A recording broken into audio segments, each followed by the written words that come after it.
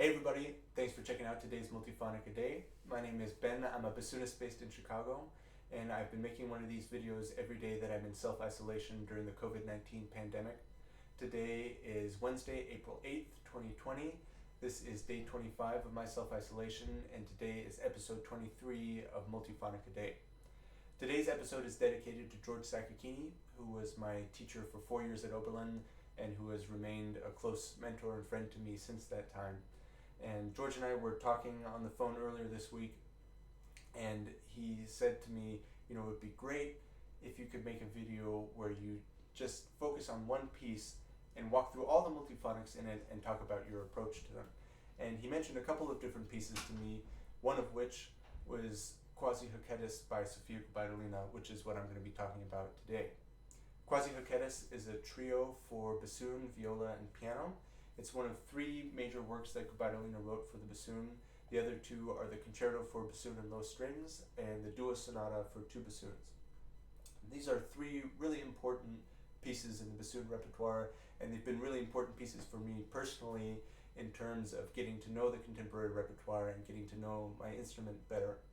And I think that one of the things that distinguishes Gubaidulina's writing for the bassoon is her approach to lyricism on the instrument. I think that a lot of her lyrical writing is very similar to what we know from many of those intense orchestral solos in Shostakovich symphonies. And she takes that intensity and takes it a step further, pushing it to the brink and sometimes over the brink to this place where it disintegrates into a different realm. And there are a couple of different techniques that she employs to make that happen. The first of them is extremes of register. So all of these pieces go from the very basement of the bassoon range up until the stratosphere, on the top notes of the treble clef. And other things that she uses really masterfully are flutter tonguing and multiphonics. And I see these as two elements of sound when it gets pushed to the brink and then goes over when the intensity can't be contained in just a single note anymore. So all three of these pieces contain multiphonics. Quasi Hoquetus actually only contains three, which is the fewest of the three pieces, but it's challenging for a number of reasons that I'll talk about, and I'm going to work through each one of the multiphonics and tell you how I figured them out and give a couple of tips for how I like to play them. Throughout this, I'm going to be making some references to the Duo Sonata, and I just want to say that the Duo Sonata and the Concerto both have multiphonic fingerings contained within the score, and even though there are fingerings in there, it can still be somewhat ambiguous and confusing sometimes. The one thing that was most helpful for me in figuring these out was to realize that the multiphonic fingerings are based on the fingering chart from Bruno Bartolozzi's New Sounds for Woodwinds. So usually what happens is that there will be a pictorial representation of part of the fingering with some numbers around the edges that represent added keys in the pinkies or the thumbs, and that can be really frustrating if you don't know what those numbers refer to. So I've made just a simplified version of the Bartolozzi fingering chart, and I'll put that up here as a resource both for when I'm talking about the Duo Sonata a little bit throughout this video, and also if there are any bassoonists who are looking at the scores for those pieces, that can be a really helpful resource. So the score for Quasi Hoquetus actually contains little or no fingering information for these three multiphonics. Most of the time, all we get is a stack of pitches that represent the sounding result that's intended.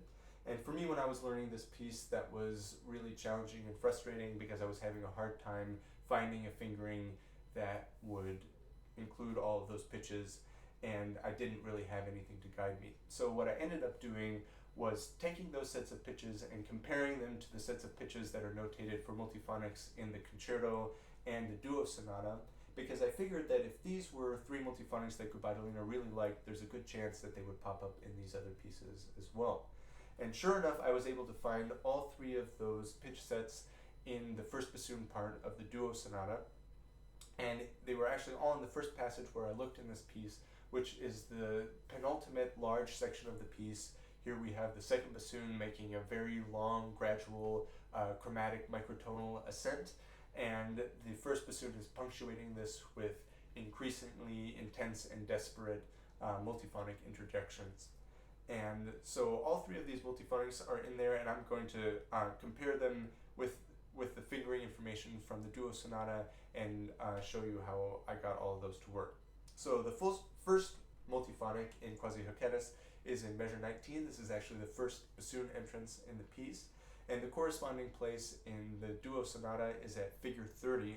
This is actually the second to last multiphonic that the first bassoon plays in this piece. The last one is, of course, the Gooby Special, which I talked about in my second video.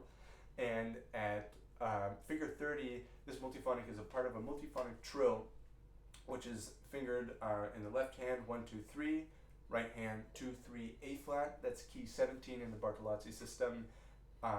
B flat key, which is key number 5, and then you're trilling the A flick key, which is key 2, and that sounds like this.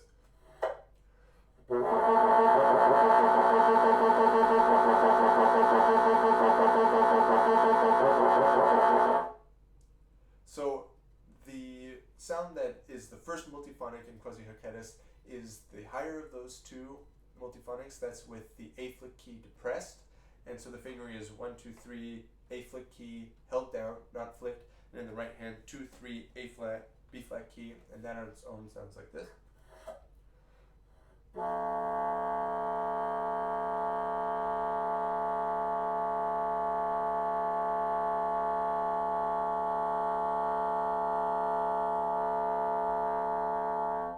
So this is a really rich, stable multiphonic that responds well at a lot of different dynamics, which is really good news because the first bassoon entrance, which comes in after this long, delicate viola piano passage, is marked piano. So it's really nice to have a fingering there that responds well at a low dynamic. Now, anytime that I'm finding multiphonic fingerings to match pitch content in the score, I always try and go back to compare what is written on the page with what I'm hearing when I actually play the multiphonic. And this can be really challenging for a couple of different reasons. The first one is that with a lot of these multiphonics, there are a lot of noise components in the sound. So there's a lot of interference in there that makes it difficult to pinpoint specific pitches. Another thing that I found is that if I play a note and then a multiphonic and go back and forth enough times, I can convince myself that I'm hearing almost anything that I want to in the multiphonic. So it can be tricky. But one thing that I've found that helps is if I zero in on what I hear as the most prominent pitch in the multiphonic and then compare that to the pitch content on the page, that gives me at least a jumping off point to see if what I'm doing is matching up to what the composer is asking for. So in this case, Gubaidulina has notated an F sharp 3, a D4, an A sharp 4, and an F sharp 5 in the score to represent this multiphonic. And when I play this fingering from the Duo Sonata with corresponding pitch content, what I hear most prominently is an A4.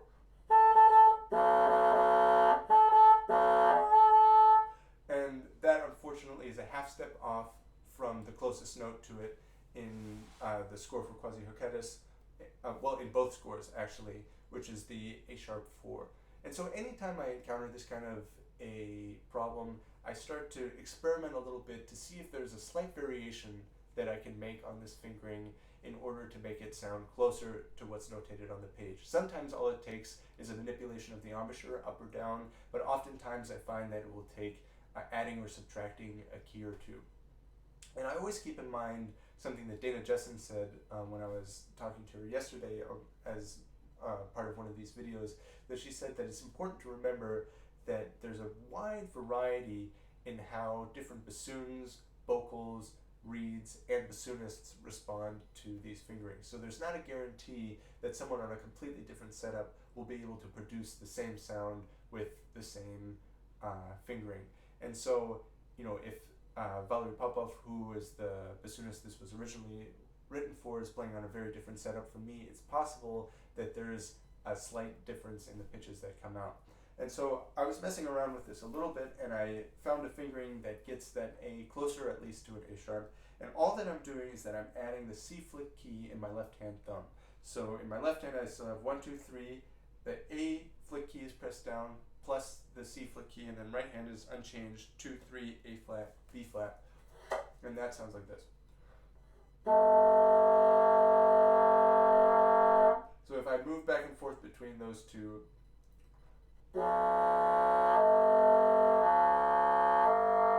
I hear the most prominent pitch going from the A4 to the A sharp 4.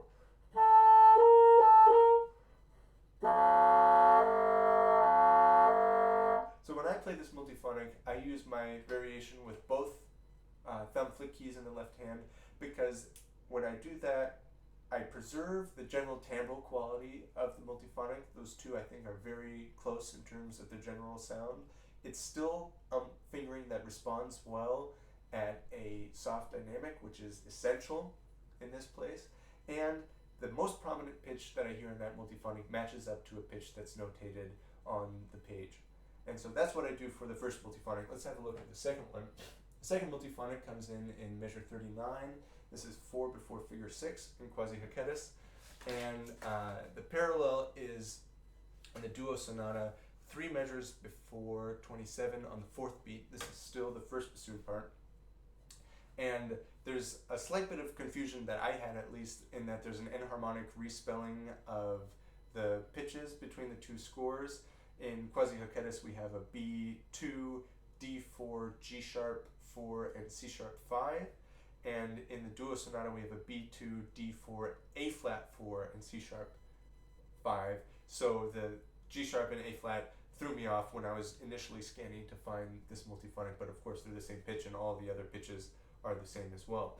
So the fingering for this is actually quite similar. In the left hand, we have 1, 2, 3, right hand, 2, 3, pinky A flat. And then in the left hand thumb, we have the low C key, which is number 10 in the Bartolozzi system. And there's also key number 4, which refers to the whisper key. So for that, I have to put on my whisper key lock since my thumb is already engaged with the low C key. I do find that this one responds okay without the whisper key lock on, so it's not essential, but I just find that it's a little bit more stable with whisper key lock on, so I tend to do that. And this one sounds like this.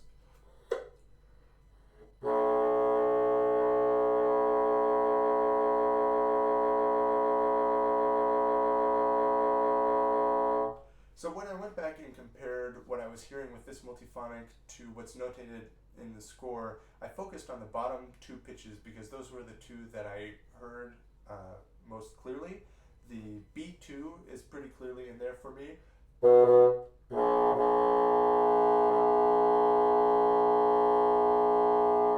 And the second pitch that I hear really clearly is a D sharp 4.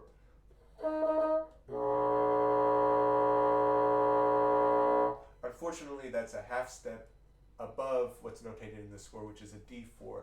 So for this one, what I found is that if I add my pancake key and relax my embouchure, come off of the reed a little bit, I can get that D sharp to descend at least pretty close to a D4, so it's closer to what's on the page. I'll demonstrate. I'm going to start with the original notated fingering and then do my variation on it.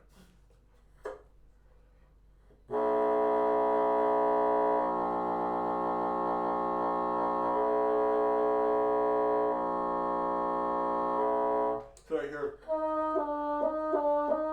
in there, and the D, the lower pitch, is what I want to match the score more closely. So for this one, the fingering that I use is left hand 1, 2, 3, right hand 2, 3, A flat, pancake key, left hand thumb C key, and that also eliminates the need to put the lock on and off because the pancake key is taking care of it.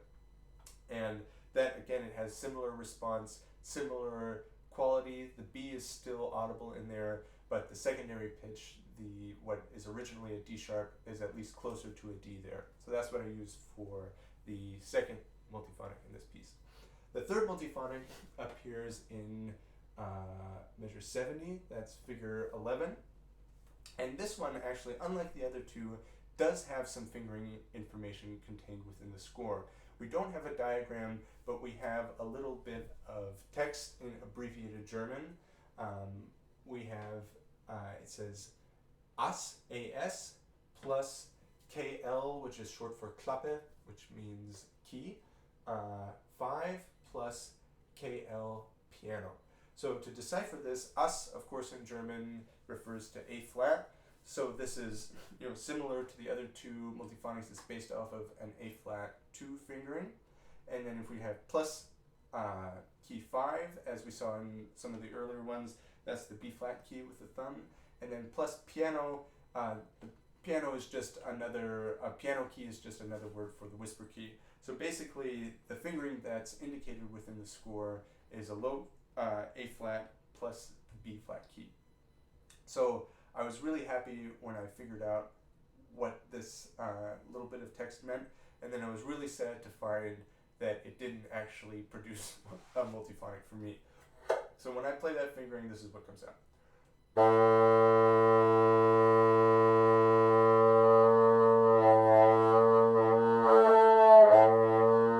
So no matter what I do with my embouchure, where I move it, how much I squeeze it, I kind of get a really sharp A2, and eventually it'll break up an octave to a really sharp A2, an octave higher, which is not helpful.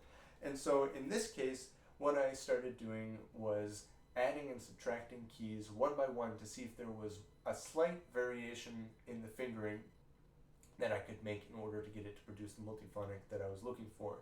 And what I found is that if I lift up the first finger of my left hand, I can get it to speak. So that sounds like this.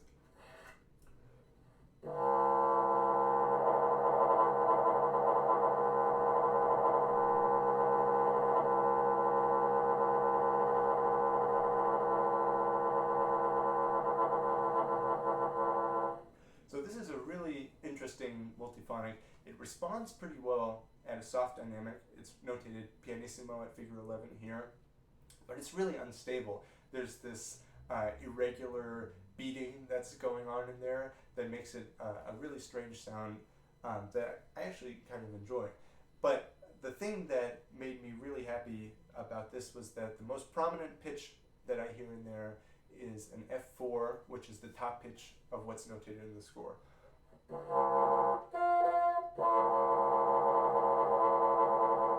And the other pitches that are in there are a B flat, and an A and a B flat.